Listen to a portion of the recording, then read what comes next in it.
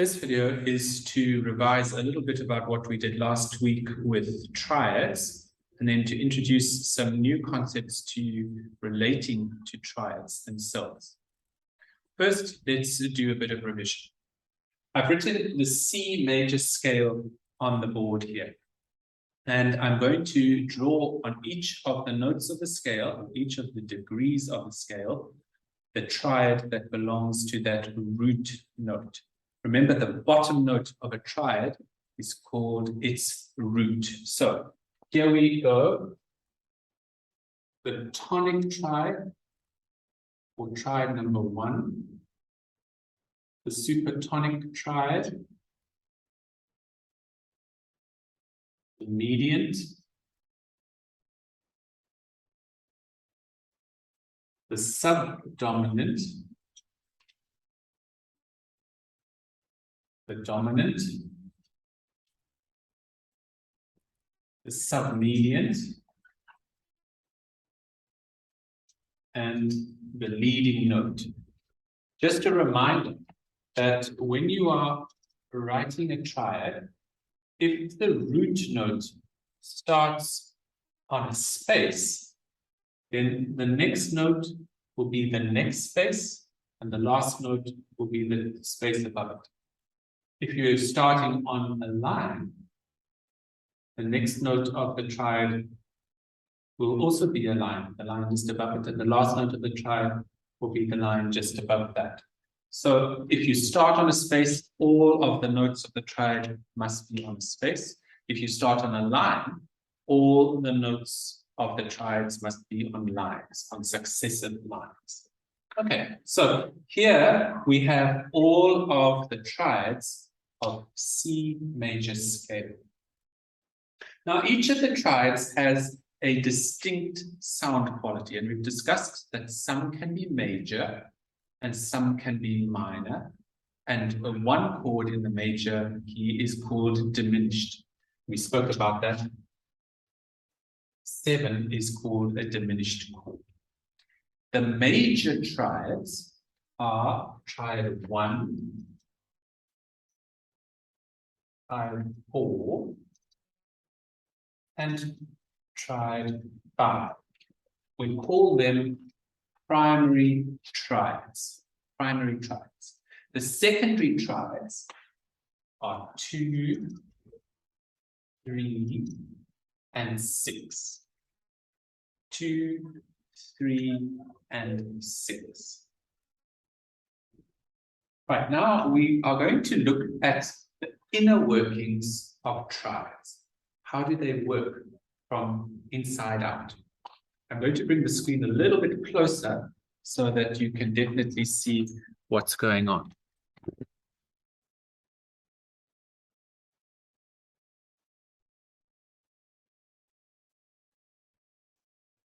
Let's start by looking at the C triad. This is the tonic triad in C major. C, E, G. Now, we can divide a triad into 2 separate intervals. The first interval is between the root note and the third, the C and the E. The second interval that we can break it up into is the root and the fifth. Remember, we've discussed that this is called the root, the bottom note is called the root, the middle note is called the third, and the top note is called a fifth. So we have the interval between C and E, and the interval between C and G. Now, if we were working those out, we'd say, as normal, what is the lowest, or what are the 2 notes? Here we've got C and E, and C and G. In each case, the lowest note is C. Okay. And the size of the first one is C, D, E. It's a third. And the size of the second one is a fifth. C, D, E, F, G. It's a fifth. Now we need to work out what the qualities of these intervals are. So if we look at the scale, let me just drop this out here. The scale of C major. This is like we always do. We take the lowest note and we write out its scale. The scale of C major has no sharps or flats. That makes life a little bit easier for us. Okay. And then we compare the second note of the interval with the note of the same name in the scale. We see that this is an E and this is also an E. They're both E naturals, which means that we're working with a major third.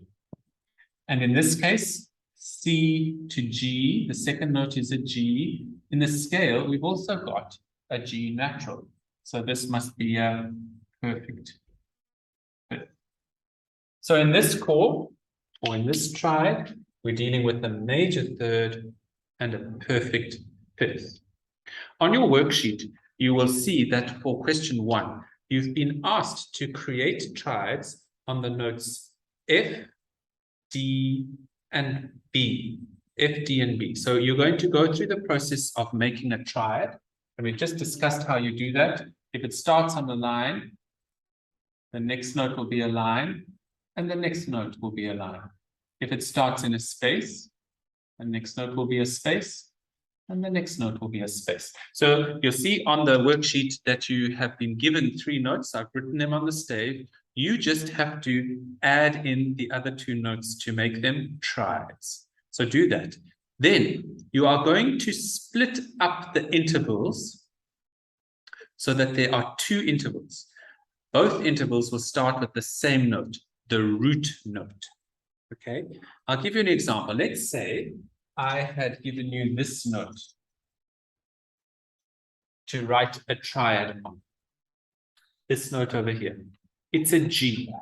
So I add a note above it on the next line and another note above it. Okay, that would have been answering question 1. Question 2 then says divide it into 2 intervals. They both start with the lowest note, G, and then the second note, G and B. So that's the first interval. And the second interval is G and D. So the interval between the first note, or the root note and its third, and the interval between the root note and its fifth. Root note and the third, root note and the fifth. And then for question 3, you are going to work out exactly what these intervals are. Okay, just like the process that I did over here, you are going to work out what the interval is. Is it a major third and a perfect fifth? Or is it a minor third and a perfect fifth? Or is it a minor third and a diminished fifth? You are going to work out the size and the quality of each of those intervals. Okay, that's for question 1 and 2 and then 3. That task will take you a little while. Do those 3 tasks, pause this video, and once you've done them, come back to the video.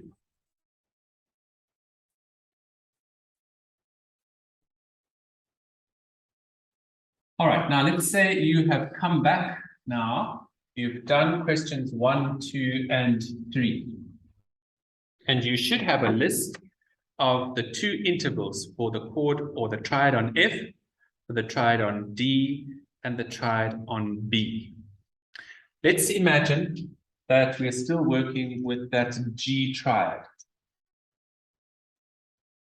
Okay, if I had been doing the exercise just like you've been doing, I will have divided it into a G and a B, and a G and a D. And the answers that I would have got were a major third and a perfect fifth. You will have found that some of the chords don't have major thirds, and some of the chords don't have perfect fifths. Some of them are diminished fifths, some of them are minor thirds. Okay, Now, our next part of what we have to learn is what major triads are, what minor triads are, and what diminished triads are.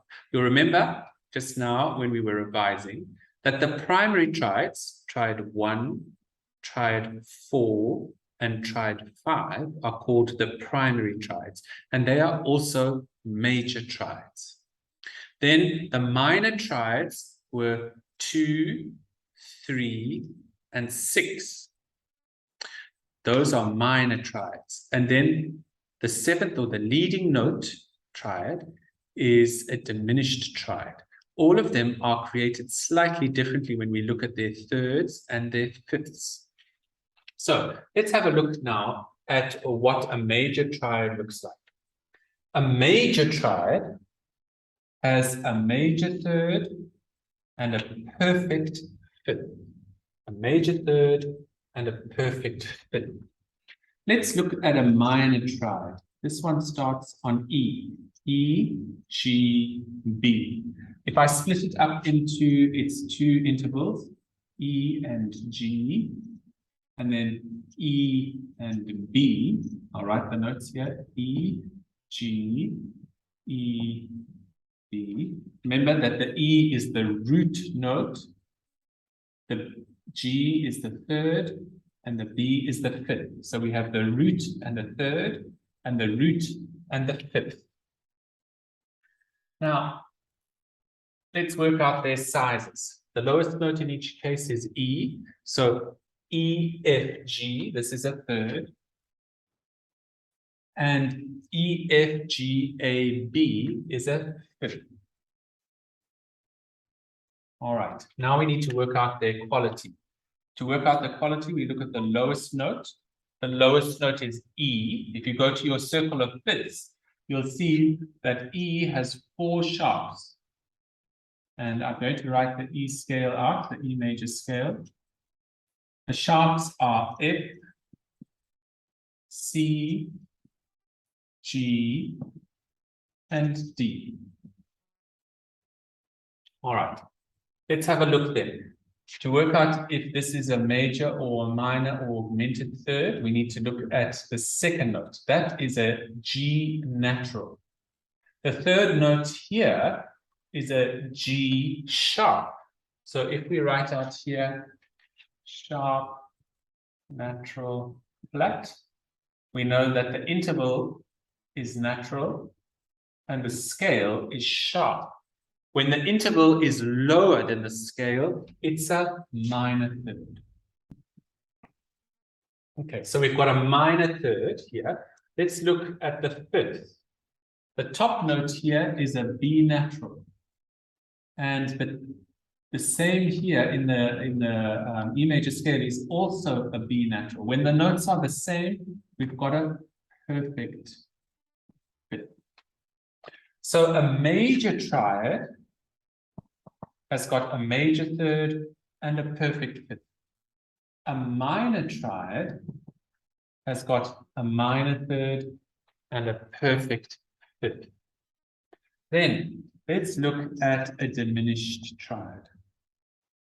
I'm going to write one out for you here.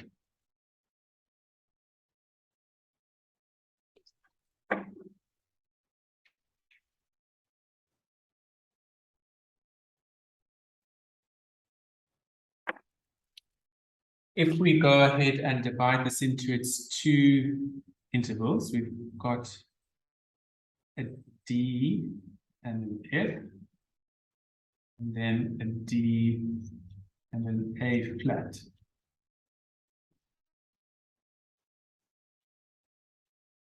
All right, and we go through the process of working out the size. In each case, the lowest note is a D. So D, E, F, we've got a third.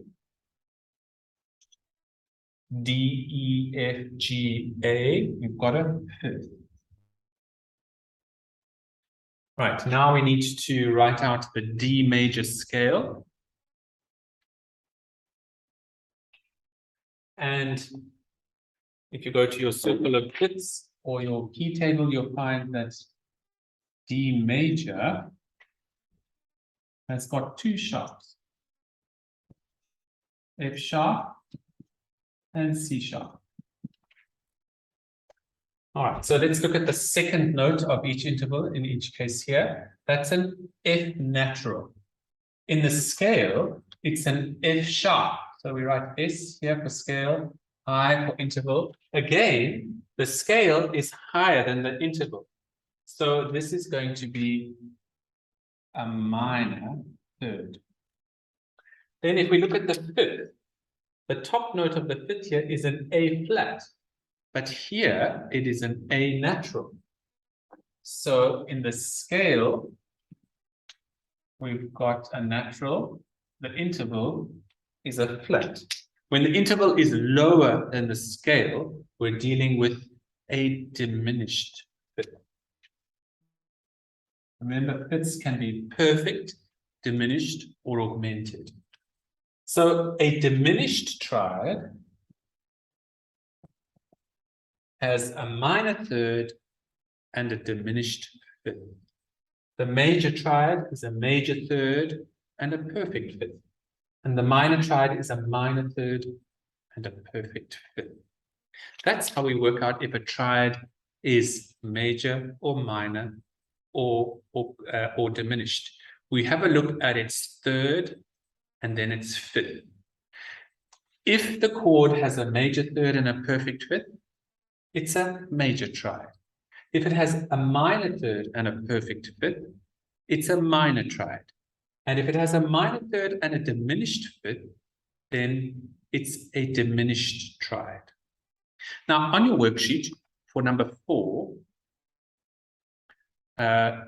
you are asked to look at the triad on F, the triad on D, and the triad on B. And you are asked to work out if they are major or minor diminished. So do that now. Which triad above is a major triad? Is it the F, the D, or the B? Then for number 6, which triad is a minor triad? Is it the F, the D, or the F, or the B? And which triad is the diminished triad? Is it the F, the D, or the B? Now, you'll be able to tell that if you've accurately worked out all of the intervals, the third and the fifth, for each of those triads. There's one example of each. That's the hint for you. All right. Now, do that and then pause this video, do questions 4, 5, 6, and 7, and then come back to the video so that we can work on number 8. All right, so hopefully you have worked out what the answers of number 4, 5, 6, 7, and 8 are.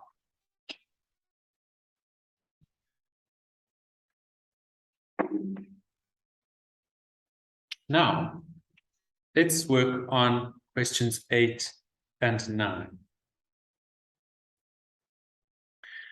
Let's say you are asked to write a major triad on a certain note. So let's say the note that you are given is an A in the treble fifth. And you are asked to write a major triad. Now, a major triad, we know, has a major third and a perfect fifth. So now we are going to see if we can make a triad that has a major third and perfect fifth. The first thing that we do is we actually draw the triad. We have the note A, so we put in the other two notes, C and E. Now we're going to see if we can make the bottom third, A to C, a major third. And then we're going to see if we can, if A to E is a perfect fifth. All right, so we divide them up again as we have been doing before. We've got A and C and A and E. We have, let's write the names here. All right. This is going to be a third, and this is going to be a fifth. we need to work out what the quality is at the moment. So we take the lowest note, which is A. If you go into your circle of fifths, you'll find that A has got 3 sharps.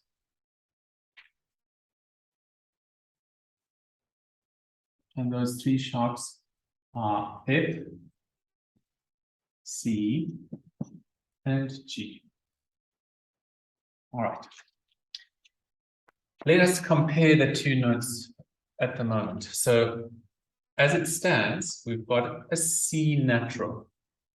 Okay, let's just write here, sharp, natural, that. So the interval is a natural, but the scale has a C sharp.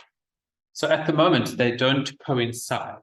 If we wanted this to be a major third, those 2 would need to be the same. The interval and the scale would need to be the same. They're not the same at the moment. This is natural, that's sharp. So to make them the same, we have to put a sharp in front of this. Okay, now if we put the sharp there, we can see that that is the same as that. When they're the same, it's a major third. So now we've got a major third. And that's what we want, because a major triad is a major third and a perfect fit. Now let's check over here. Is this a perfect fit? Is A to E a perfect fit? That's E natural here. And look, we do have an E natural in the scale. So because they are the same, this is a perfect fit. So we don't need to change the top note. The only note that we needed to change was the C. We needed to make it a C sharp. So we have now an A major triad. It is a major triad. But you're also asked in question 9 to make a minor triad. So let's make a minor triad now, doing the same sort of thing.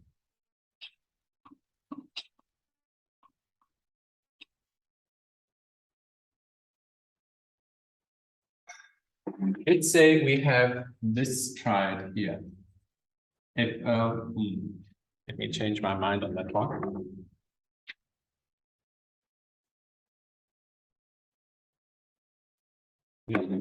Start on an F.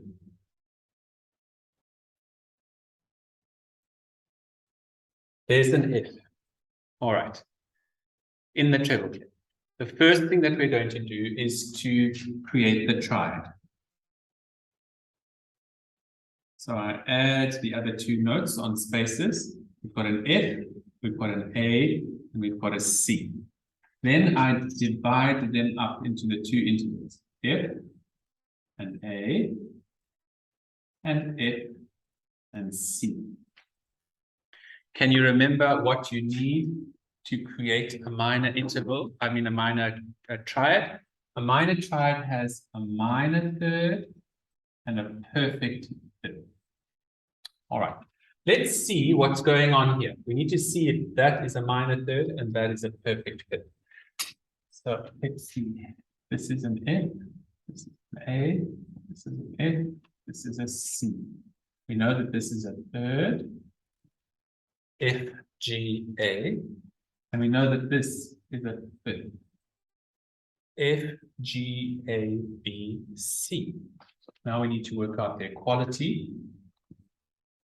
Right, the quality, we have to write out the scale. If we went to the circle of fifths, we'd find that F major scale has 1 flat, which is B flat. All right. Now, when we check the second note, this is an A natural.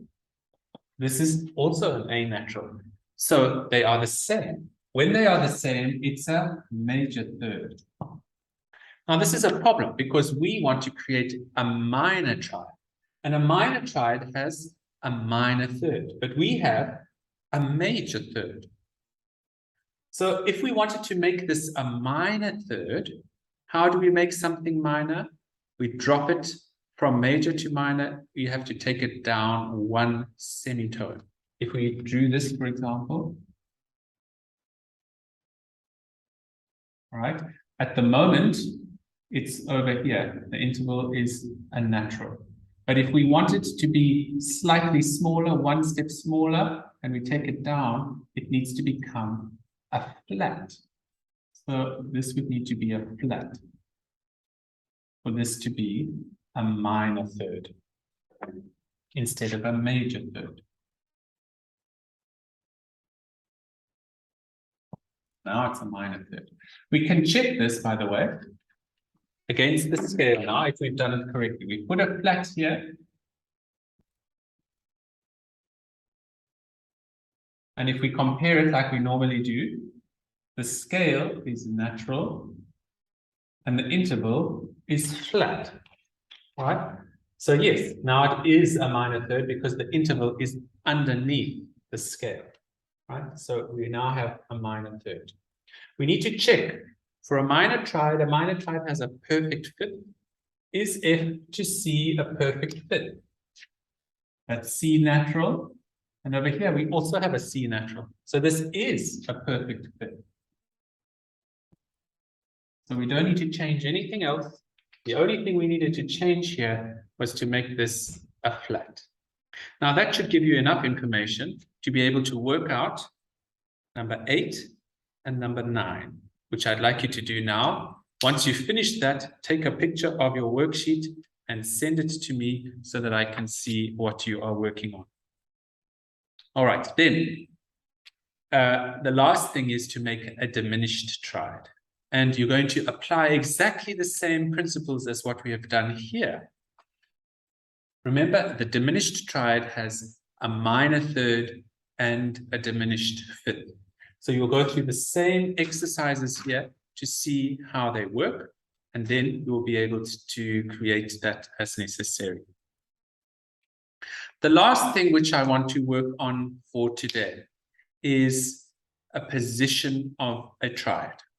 And it sounds a bit daunting when you first learn about it, but you'll get used to how to use them very soon.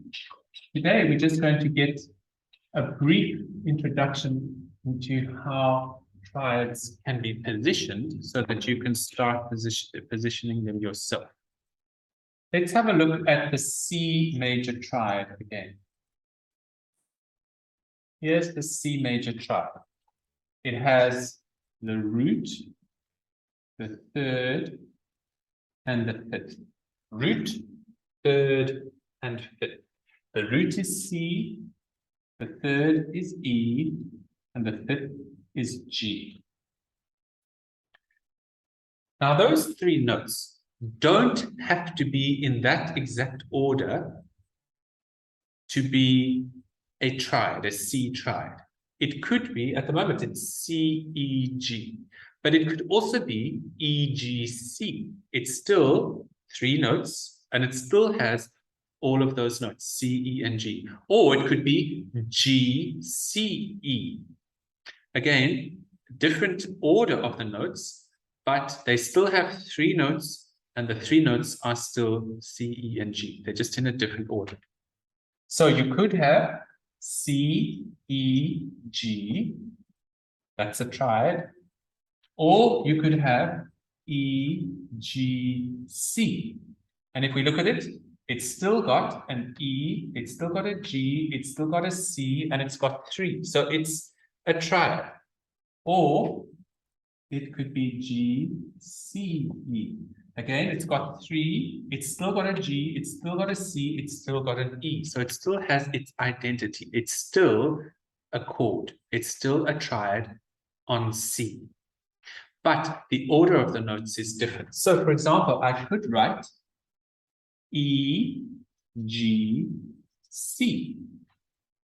You see there, I've now started with the third at the bottom. The fifth is still in its same place, but the root has moved up to the top. It's still a triad. It's still got 3 notes. It's still got C, E, and G. So it's still the C triad. But now the bottom note is an E. I could also do it like this. G, C, E. Here, the fifth is at the bottom. The root is in the middle. And the third is at the top. It's still got C, E, and G. So, and it's still got its 3 notes. So it's still a triad on C, but it's in a different position. So there, when you've got 3 notes, you've got 3 possibilities, 3 positions that the chord can be in. It can be in its root position, where the root note is at the bottom. It can be in first inversion, where the 3rd is at the bottom and the other notes are above it. Or it can be in its second inversion, where the 5th is at the bottom and the other notes are above it. You can do that with any triad. They don't always need to be in root position. They can be in first inversion or in second inversion. Now, the one way to do this, so that it's a little bit easier for you to see,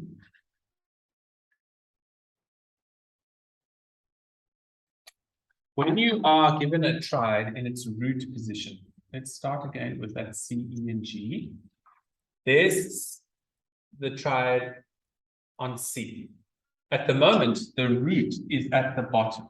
So this is root position. Now we can write out the other 2 notes. There's the E, and there's the G. So we've got the root. This is the 3rd. This is the 5th. Okay. And now let's add the other notes of the triad. There's the G, and here's a C. Here's a C, and here's an E. They've all still got C, E, and G. This is E, that's G, that's C. This is G, this is C, this is E. But in each case, the root here is the bottom, the 3rd is the bottom, the 5th is the bottom. I could even write it like this. Let's say I've got C, G, E. We still got C, E, and G, but they're just in a different position now. This is the root at the bottom, and then we've got the 5th, then we've got the 3rd.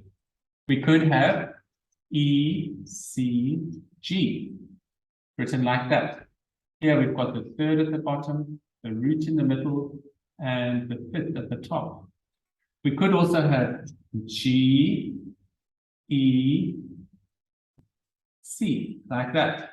Now we've got the 5th at the bottom, the 3rd in the middle, and the root at the top. This is just to show you that the position of the triad is determined by the note that is at the bottom. If the root is at the bottom, we're dealing with a root position. If the 3rd is at the bottom, we're dealing with first inversion. If the 5th is at the bottom, we're dealing with second inversion. Now that will give you enough information to finish the worksheet number 11 and 12. When you've done that, take a picture and send it to me. Good luck.